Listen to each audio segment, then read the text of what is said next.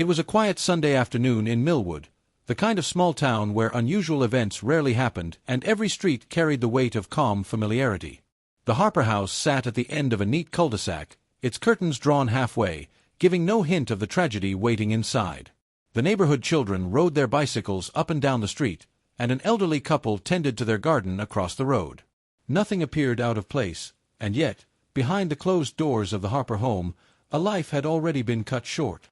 Inside the living room, Claire Harper's body rested on the couch as though she had simply fallen into a deep sleep.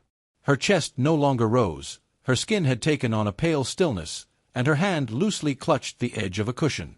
The television screen flickered with the late afternoon news, casting dim light across the room. On the small wooden table beside her lay a half-empty cup of coffee, its surface long cooled, a thin layer of film forming on top. The smell of the drink mixed with the faint aroma of lavender from a candle she had lit earlier, creating an atmosphere that seemed strangely peaceful, almost too ordinary for what had taken place. It was her sister who first raised the alarm, calling repeatedly after Claire missed their usual Sunday check-in. Growing uneasy, she asked a neighbor to knock on the door. When no one answered, the neighbor peered through the window and caught sight of Claire motionless on the couch. Within minutes, emergency services arrived. They forced open the front door and rushed in, only to stop short. There were no signs of struggle, no signs of chaos. Claire appeared untouched by violence, as though death had quietly crept in and claimed her without resistance. The paramedics checked for a pulse, hoping for a faint sign of life, but there was none. One of them noted the odd serenity of the scene, commenting later that it was as if she had been waiting to be found. Her body was carried out into the evening light, covered carefully in a stretcher, while curious neighbors gathered at a distance, whispering with wide eyes and hushed tones. To them, it looked like a natural death, a sudden tragedy that no one could have predicted. When the police began their preliminary inspection, they found little that seemed out of the ordinary. The house was tidy, the doors were locked, and nothing had been taken. Even Claire herself appeared unharmed, no bruises, no wounds, no clear cause. But as the minutes stretched into hours, the investigators could not ignore a strange unease. Everything seemed a little too perfect, a little too staged, as if the scene had been prepared for an audience. By the time night fell over Millwood, the Harper home was sealed off with yellow tape, the once ordinary street now buzzing with speculation. The quiet town had lost its calm, and whispers turned to questions. Was this truly a natural death, or was it something far more sinister waiting to be uncovered? The initial assumption that Claire Harper had passed away quietly at home began to crumble the moment the autopsy report was released. Doctors found that her body carried more than just the signs of a sudden cardiac failure. Traces of a powerful sedative lingered in her system, mingling with the alcohol from a half-finished coffee cup left beside her. The combination was dangerous enough to stop a healthy heart, and the amount present in her bloodstream was far too high to be dismissed as accidental. What had appeared as a peaceful death on the couch was, in fact, something far more deliberate. Detectives revisited the Harper home with new determination. Every detail that had been overlooked before suddenly carried weight. The neat living room no longer felt ordinary but staged, as though someone wanted it to look undisturbed. The cup on the table was carefully collected and sent to the lab, where residues of the same sedative were later confirmed. Then came the discovery that shifted the investigation from tragedy to suspicion. Buried beneath other household waste, pushed deep inside the kitchen trash bin, lay an empty prescription bottle. The label was smudged, but the name printed across it was clear: Daniel Harper, Claire's husband. This single detail opened a door the investigators could not ignore. Why would Claire, a healthy young woman with no known illnesses, be found with her husband's medication in her system? More importantly, how had that empty bottle ended up in the trash, hidden but not destroyed? When detectives asked Daniel about it, he claimed ignorance, suggesting it was an old bottle he had finished weeks ago. His explanation, however, failed to answer how its contents seemed to have ended up in Claire's body. The medical examiner confirmed that the sedative was not prescribed to Claire and that the dosage was inconsistent with therapeutic use. Instead, the levels suggested intentional ingestion, either by her hand or someone else's. The coffee cup, carrying traces of the drug, suggested the latter. Someone had slipped the pills into her drink, ensuring she would never wake from the nap she appeared to be taking. As word spread through Millwood, the community's perception of the tragedy shifted dramatically. Neighbors who had once pitied Daniel for his loss now eyed him with caution. Whispered conversations began about the couple's relationship, with some remembering arguments heard through open windows during warm summer evenings. Others spoke of Claire's cheerful exterior, wondering if it had been masking deeper troubles at home. Detectives began to comb through every detail of Claire's life in the weeks before her death. They learned she had been planning to meet her sister for lunch the following day, a detail that made the idea of suicide seem less convincing. She had groceries in the fridge, a to-do list pinned on the kitchen wall, and fresh laundry folded neatly in a basket. These were not the signs of a woman preparing to leave the world behind. Instead, they hinted at someone whose life had been abruptly interrupted. The discovery of the pill bottle turned the investigation into something more than a routine inquiry. It became a search for truth hidden beneath carefully arranged appearances. The couch, the coffee cup, the television humming quietly in the background, all of it felt staged to lull investigators into believing this was a peaceful end. But beneath the calm surface, the details whispered of a darker hand at work. Daniel Harper's grief appeared convincing at first. He wept at the funeral, clutched photographs of Claire, and spoke of her as if his world had collapsed. But behind closed doors, detectives continued their search and soon discovered that his sorrow was not as simple as it seemed. The financial records arrived first, showing that only 3 months earlier Daniel had taken out a new life insurance policy on his wife worth $500,000. For a man who worked as an accountant with modest earnings, the sum was life-changing. Investigators could not ignore the timing. Claire had been young and healthy, yet Daniel had prepared for the possibility of her sudden death. The deeper they dug, the more inconsistencies surfaced. Bank statements revealed that Daniel had been quietly transferring money into a separate account under his name. Large cash withdrawals appeared in the weeks before Claire's passing, with no clear explanation for where the funds had gone. His colleagues at the accounting firm described him as reliable, but some admitted he had seemed distracted in recent months, often leaving the office abruptly and avoiding questions about his personal life. The image of a devoted husband began to crack.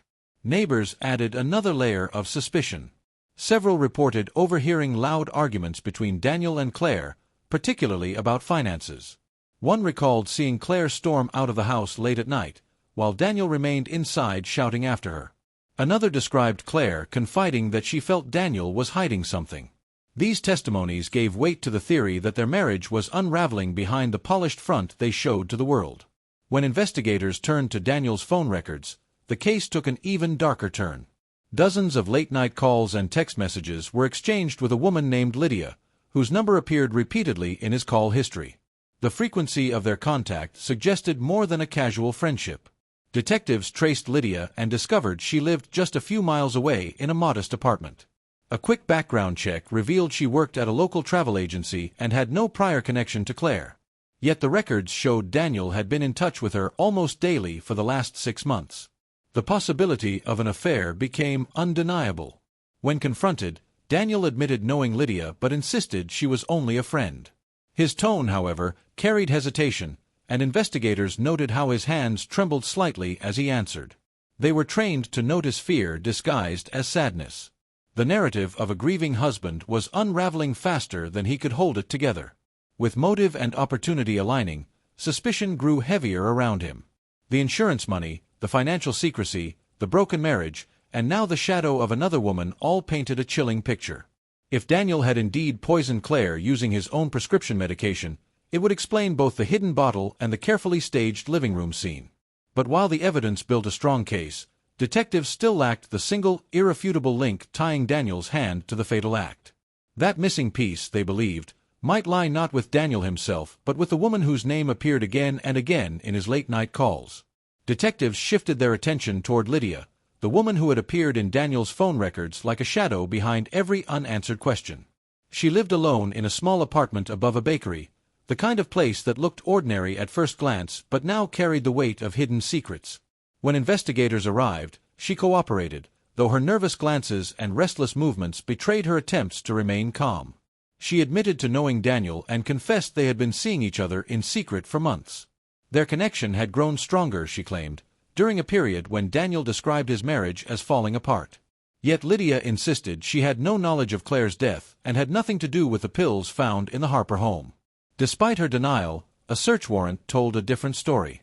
Inside Lydia's apartment, Detectives found an almost identical bottle of sedatives to the one discovered in Claire's trash. The label had been peeled off, as though someone had tried to erase its origin. The pills matched in size, shape, and color, and forensic testing later confirmed they came from the same pharmacy batch. This detail turned the investigation into something far more sinister. It was no longer just about Daniel and his suspicious behavior.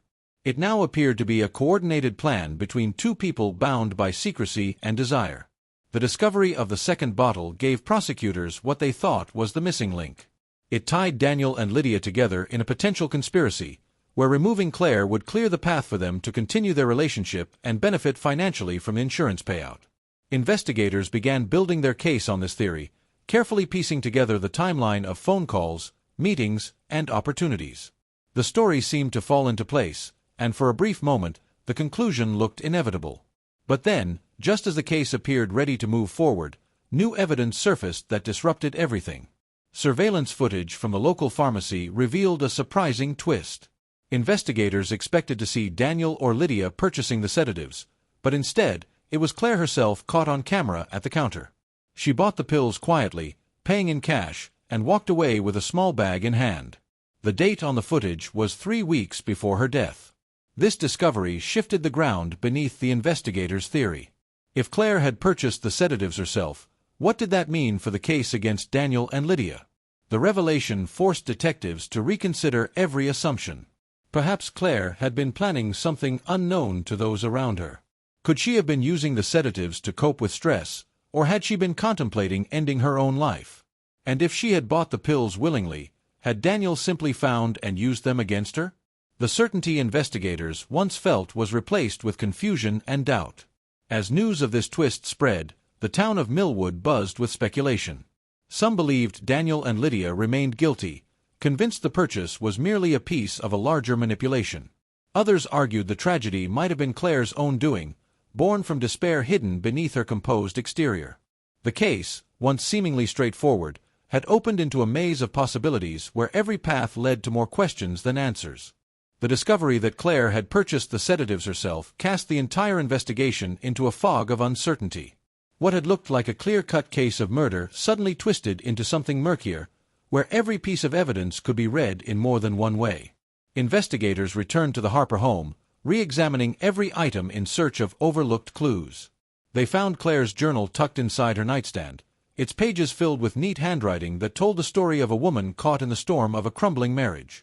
She wrote of arguments that left her drained, of Daniel's growing distance, and of suspicions that he was being unfaithful. In one passage, she mentioned feeling unsafe, as though someone close to her wanted her gone.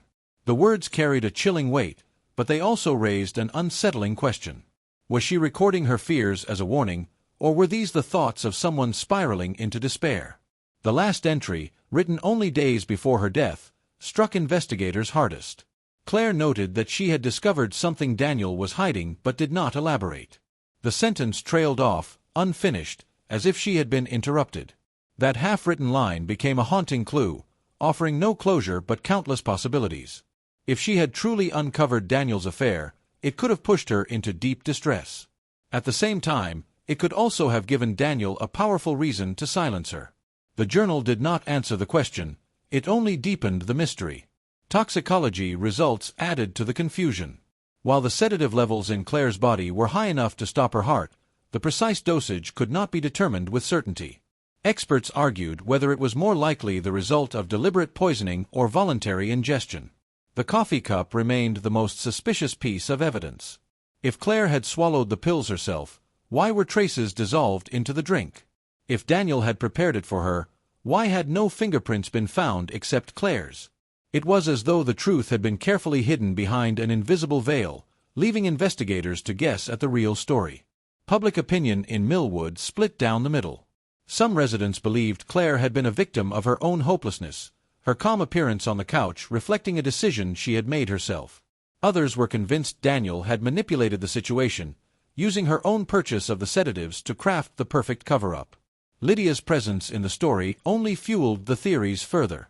Was she a willing accomplice, or merely an unfortunate distraction who had been drawn into Daniel's orbit at the worst possible time? With no conclusive proof, the case stalled. The district attorney hesitated to bring charges, fearing the evidence was too weak to withstand a trial. Daniel walked free, but suspicion clung to him wherever he went. Lydia moved away quietly, unable to escape the whispers that followed her through town. And Claire's family was left with grief sharpened by unanswered questions, forced to live with a story that refused to resolve itself. In the end, the image of Claire Harper remained fixed in the minds of all who heard her story. A young woman lying peacefully on her couch, the television flickering in the background, her life ended in silence. Whether her death was the final act of despair or the result of a carefully executed plan remained a puzzle locked in shadows. The truth lay buried with her, and Millwood was left with only speculation. Death on the couch lingered as both tragedy and mystery, an unsolved story that blurred the line between fate and foul play. If you enjoy gripping true crime stories filled with mystery, secrets, and shocking twists, don't forget to like, share, and subscribe to my YouTube channel Crime Uncovered.